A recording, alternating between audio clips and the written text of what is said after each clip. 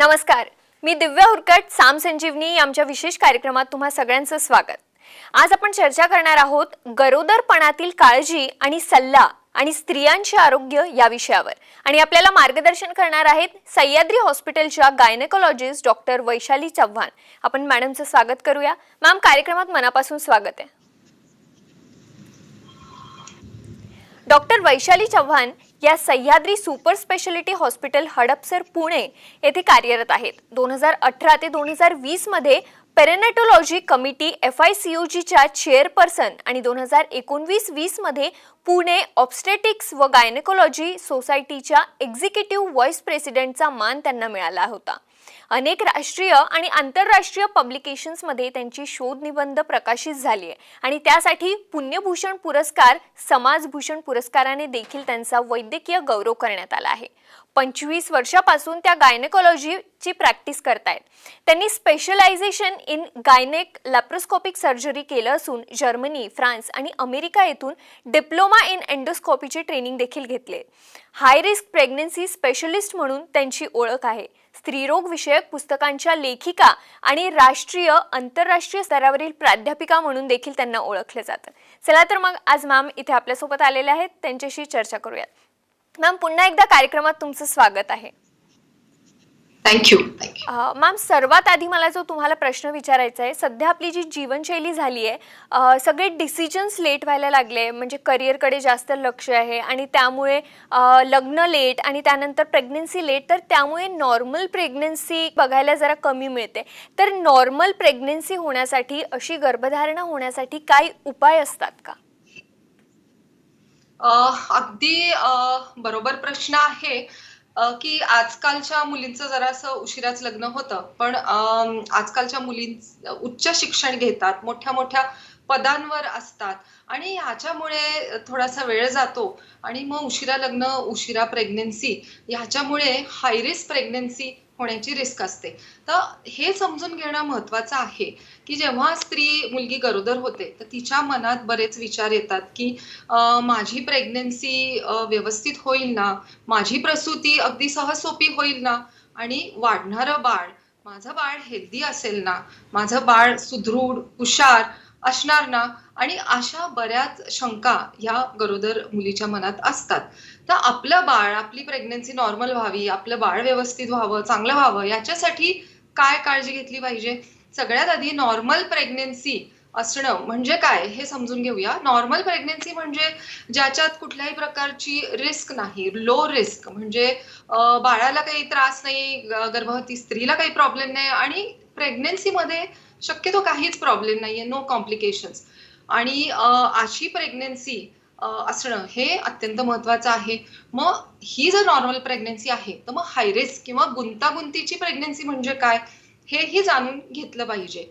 गुंतागुंतीची प्रेग्नन्सी म्हणजे जसं आता तुम्ही सांगितलं, जर उशिरा वयात प्रेग्नन्सी राहिली, 35व्या वर्षाच्या पुढे जर प्रेग्नन्सी राहिली किंवा 17-18 वर्षाच्या आधी जर राहिली तर that is high risk pregnancy. याच्यात बाळाला आणि आईला कॉम्प्लिकेशन्स होऊ शकतात। या व्यतिरिक्त जर वजन जास्ती असेल किंवा वजन अगदी कमी असेल तर अशा वेळेस ही कॉम्प्लिकेशन होऊ शकतात। किंवा बऱ्याचशा भारतीय स्त्रियांना ॲनिमिया असतो, रक्त हिमोग्लोबिन 10च्या आत असतं, आणि जर 2 प्रेग्नन्सीमध्ये अंतर कमी असेल, कारण एकदा जर डिलिव्हरी झाली की नॉर्मल डिलिव्हरीमध्ये जवळजवळ 500 ml रक्तस्राव होतो आणि सिझेरियनमध्ये 750 ml रक्तस्राव होतो, आणि जर लगेच सेकंड प्रेग्नन्सी लगेच राहिली तर नक्कीच ह्या स्त्रिया ज्या असतात त्या ॲनिमिक असतात। So anaemia is also again high risk pregnancy. एखाद्या पेशंटला हार्ट डिझीज असतो किंवा किडनी प्रॉब्लेम असतात किंवा ब्लड डिसऑर्डर्स, एपिलेप्सी, असे बरेच आजार असतात। मग असं काही असेल तर that pregnancy is high risk, म्हणजे गुंतागुंतीची प्रेग्नन्सी आहे। काही वेळेस जुळी प्रेग्नन्सी असते, ट्विन्स प्रेग्नन्सी, काही वेळेस प्लॅसेंटा, ज्याला आपण मराठीत वार म्हणतो, मग वार खालच्या बाजूला असते। मग वार खालच्या बाजूला असेल तर ब्लिडिंगची रिस्क असते, मग ह्या प्रेग्नन्सीलाही हाय रिस्क असं म्हणतात। किंवा काही वेळेस बाळाभोवती आपण ऐकतो पाणी कमी झालंय, पाणी कमी झालं तर मग बाळाला त्रास होतो किंवा बाळाची वाढ व्यवस्थित नाही, ज्याला IUGR म्हणतात, म्हणजे इंट्रा युट्राइन ग्रोथ रिटार्डेशन, किंवा बाळाभोवती पाणी जास्ती आहे, प्लस डायबिटीज आजकाल डायबिटीज, ब्लड प्रेशर ह्याचं प्रमाण खूप जास्ती प्रमाणात वाढलेलं आहे. तर हे हाय रिस्क प्रेग्नन्सी मला होऊ नये, माझी प्रेग्नन्सी ही नॉर्मल व्हावी, याच्यासाठी काय केलं पाहिजे? तर याच्यासाठी ह्याला आम्ही म्हणतो प्री कन्सेप्शन केअर, म्हणजे गरोदर व्हायच्या आधीपासून जर काळजी घेतली गेली, तर मग हाय रिस्क प्रेग्नन्सी न होता नॉर्मल प्रेग्नन्सी होऊ शकते. मग आधी काळजी म्हणजे नेमकं काय करायला पाहिजे? तर याच्यासाठी कमीत कमी प्रेग्नन्सी प्लॅन करायच्या 3 महिने अगोदर गायनेकोलॉजिस्टना भेटायला पाहिजे, आमच्याकडे यायला पाहिजे. मग आम्ही चिकित्सा करतो, टेस्ट करतो, एक्झामिनेशन करतो आणि कुठे काही प्रॉब्लेम असेल तर त्याचं इव्हॅल्युएशन केलं जातं. याच वेळेस फोलिक ऍसिड 5 मिलीग्रॅमची गोळी आम्ही रोज चालू करून देतो, ज्याने होणारं जे बाळ आहे त्याला न्यूरल ट्यूब डिफेक्ट किंवा रीड की हड्डी के डिफेक्ट होत नाहीत. त्याचबरोबर एखाद्या पेशंटला जर ब्लड प्रेशर असेल तर मग ब्लड प्रेशरच्या गोळ्या बदलून आपण ज्या बाळासाठी योग्य आहेत, ज्याचे साईड इफेक्ट होणार नाहीत, अशा आपण गोळ्या चालू करून देतो. डायबिटीज जर एखाद्या पेशंटला असेल तर ब्लड शुगर कंट्रोलमध्ये आणणं खूप महत्वाचं आहे. ज्याचं HbA1c म्हणजे मागच्या 3 महिन्याचं ब्लड लेवल जी टेस्ट असते ती कमीत कमी 6.4च्या आत हवी. कारण हाय ब्लड शुगर म्हणजे बऱ्याच जणांना माहित असेल, जर हाय शुगर असेल तर high blood sugar is teratogenic, म्हणजे बाळामध्ये हाय ब्लड शुगरमुळे व्यंग निर्माण होऊ शकतं. त्यामुळे शुगर लेवल कंट्रोलमध्ये असणं अत्यंत महत्वाचं आहे आणि गोळ्या बदलल्या पाहिजे. जर ऑलरेडी डायबेटिक पेशंट असतील तर त्यांच्या गोळ्या बदलून ज्या बाळासाठी योग्य आहेत, सेफ आहेत, अशा गोळ्या आपण देतो. इवन सेम थिंग एपिलेप्सी ज्यांना असतो त्यांच्याही आपण गोळ्या बदलून देतो.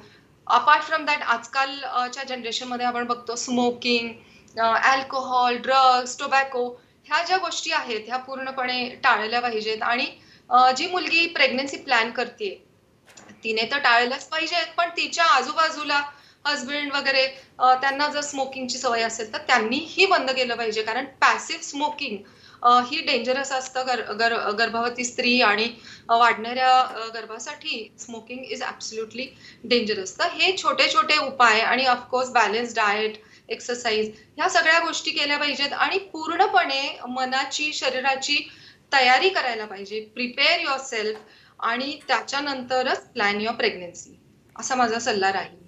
अगदी मॅम, म्हणजे एकूणच काय तर गरोदरपणात येणाऱ्या या सगळ्या जोखीम आपण टाळू शकतो.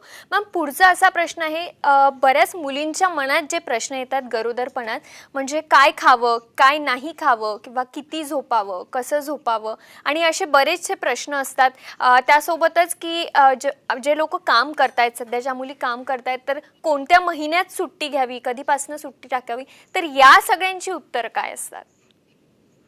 हो, हे आम्हाला हे रोजच ओपीडी मध्ये विचारले जाणारे प्रश्न आहेत. गरोदर मुलींच्या मनात हे प्रश्न असतात की नेमकं काय खावं. आता मुलगी गरोदर झाली की जगभरचा सल्ला तिला मिळतो. अगदी शेजारच्या मावशींपासून येणारे जाणारे प्रत्येक जण तिला सल्ला देतात की हे खा, ते खा. आता तू गरोदर आहेस, दोघांसाठी खा, एकटीसाठी नाही खायचं. पोट भरलंय ना, मग आणखीन खा, पोटाच्या वर खा. तर अशी काही गरज नाहीये, दोघांसाठी खाण्याची बिलकुलच गरज नाहीये. कारण प्रेग्नन्सी मध्ये तसं बघितलं तर फक्त 300 कॅलरीजची रिक्वायरमेंट वाढते आणि गरोदरपणात प्रेग्नन्सी टू डिलिव्हरी 10 ते 12 किलो असं वजन वाढलं पाहिजे. तर त्याच्यासाठी डबल खाण्याची गरज नसते, पण योग्य खाणं हे महत्वाचं आहे. तर नेमकं काय खायचं, योग्य खानपान काय आहे गरोदरपणात, तर आपल्याला माहिती आहे की फ्रेश पालेभाज्या जसं की पालक, मेथी, चवळी, फळभाज्या, फ्रेश फ्रुट्स आणि प्रोटीन्स ज्याच्यात आपण म्हणतो की डाळ, मोड, कडधान्य, पनीर, एग्स, नॉनव्हेज खाणारे लोक कॅन ईट नॉनव्हेज. तर हे प्रोटीन्स आणि कम्प्लीट बॅलन्स डाएट ज्याच्यात कार्बोहायड्रेट्स, प्रोटीन्स, मिनरल्स, अँटीऑक्सिडंट ह्या सगळ्या गोष्टी ज्या मिळतात.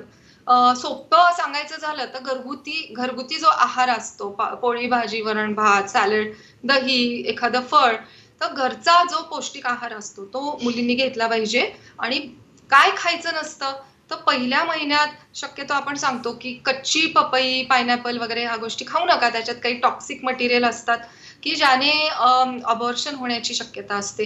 राईप पपई चालू शकते. आणि बाहेरचं शक्यतो खायचं नाही. आजकाल आपण बघतो की इट्स व्हेरी इझी, पटकन आपण ऑनलाईन ऑर्डर करतो आणि घरापर्यंत टेस्टी जेवण येतं, फूड येतं. तर तो मोह टाळायचा, शक्यतो बाहेरचं खाणं टाळायचं, ऑइली, स्पायसी, गरम मसाला टाळायचं, कॅफीन, टी, कॉफी, कॅफीनचं प्रमाण प्रेग्नन्सीमध्ये कमी घ्यायला पाहिजे, नाही तर मग बाळाच्या वाढीवर त्याचा परिणाम होतो. बेकरी प्रॉडक्ट्स जसं काही ब्रेड, बिस्किट्स वगैरे शक्यतो कमी खायचं. Not only that, cold drinks, ice cream वगैरे, चायनीज या गोष्टी शक्यतो कमी खायच्या आणि घरगुती पौष्टिक आहार खाल्ल्याने नक्कीच बाळाची वाढ चांगली होईल आणि प्रेग्नन्सीमध्ये पण काही त्रास होणार नाही. तुमचा दुसरा प्रश्न होता की किती झोपलं पाहिजे. तर ॲज पर स्टडीज असं सांगतात की रात्रीचे 8 तास आणि दुपारी 2 तास झोपलं पाहिजे. आणि कसं झोपलं पाहिजे? शक्यतो डाव्या कुशीवर झोपलं पाहिजे. म्हणजे डाव्या कुशीवर का? असं बरेचसे पेशंट विचारतात. जेव्हा तुम्ही डाव्या कुशीवर झोपता, तेव्हा गर्भाशयाची जी पिशवी आहे, त्याच्यात बाळ आहे, बाळात त्याचं वजन असतं. सरळ झोपल्याने ते वजन खालच्या मेजर ब्लड वेसल्सवर जातं आणि मग बाळाकडे जाणारा रक्तपुरवठा कमी होतो. या कारणाने एका कुशीवर झोपणं योग्य आहे. डाव्या कुशीवर किंवा अगदी डाव्या कुशीवर दुखत असेल तर उजव्या कुशीवर, पण शक्यतो सरळ झोपायला नको. आणि आय थिंक तुमचा तिसरा प्रश्न होता की कधी सुट्टी घ्यायला पाहिजे.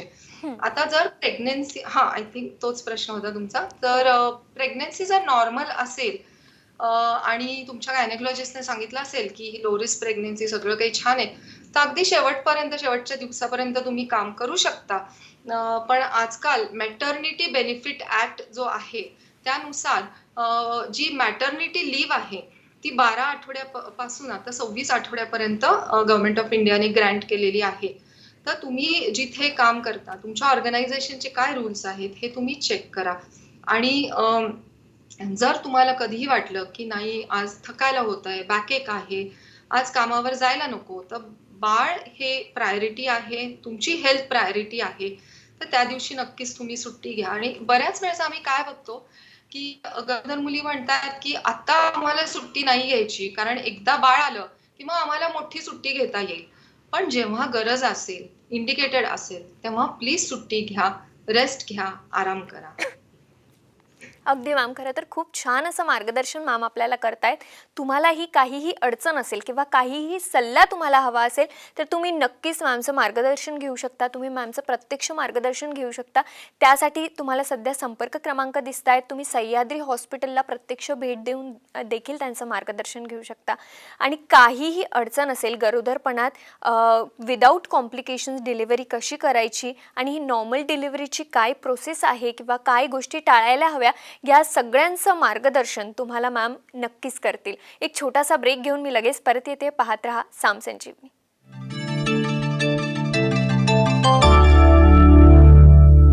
ब्रेक नंतर साम संजीवनीमध्ये तुम्हा सगळ्यांचं पुन्हा एकदा स्वागत. गरोदरपणातील काळजी व सल्ला आणि स्त्रियांचे आरोग्य या विषयावर आज आपण चर्चा करतोय आणि आपल्याला मार्गदर्शन करतायत सह्याद्री हॉस्पिटलच्या गायनेकॉलॉजिस्ट डॉक्टर वैशाली चव्हाण.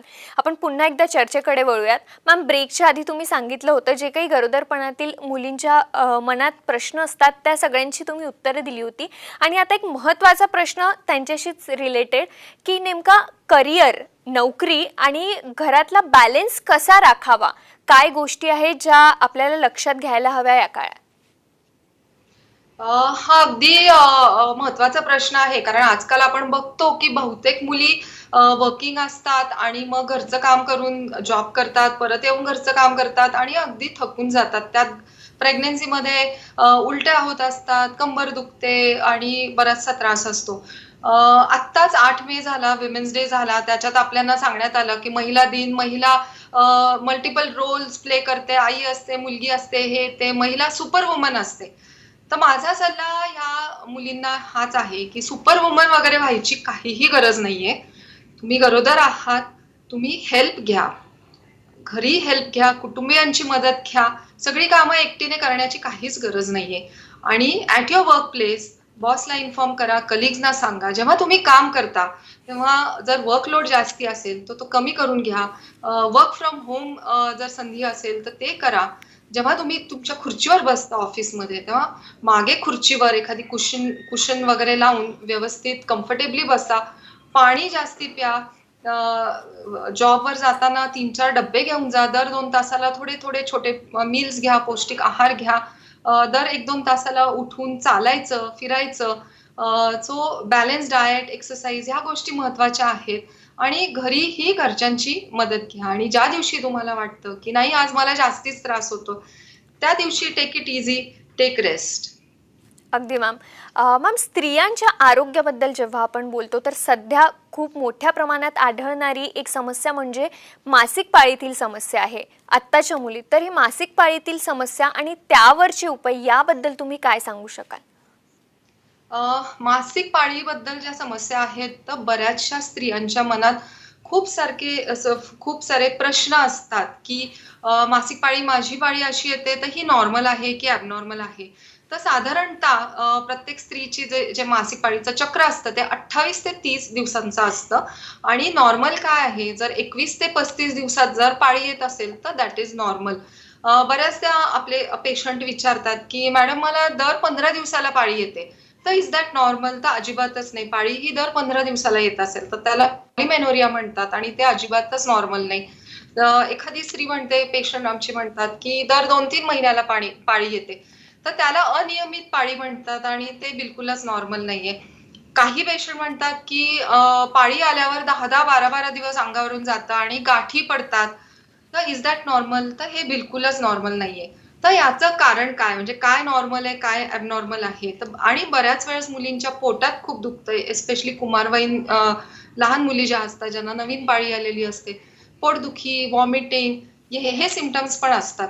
तर अशा वेळेस काय करायचं? तर जो रक्तस्राव जास्ती होतो, की ज्यांना अगदी 8-8 10-10 दिवस अंगावरून जात आहे, 15-15 दिवसाला जात आहे. तर ह्या 3 वयोगटाबद्दल आपण बघूया. तर सगळ्यात अगोदर कुमारवयीन मुली ज्यांना नवीन पाळी आलेली असते, तर प्युबर्टी असं त्यांना म्हणतात. तर ह्या वयात त्यांना खूप जास्ती रक्तस्राव होऊ शकतो. ह्या मुली जेव्हा ओपीडीत येतात, तेव्हा अगदी पांढऱ्या फटक झालेले असतात. कारण महिना-महिना ब्लीडिंग चालू असतं.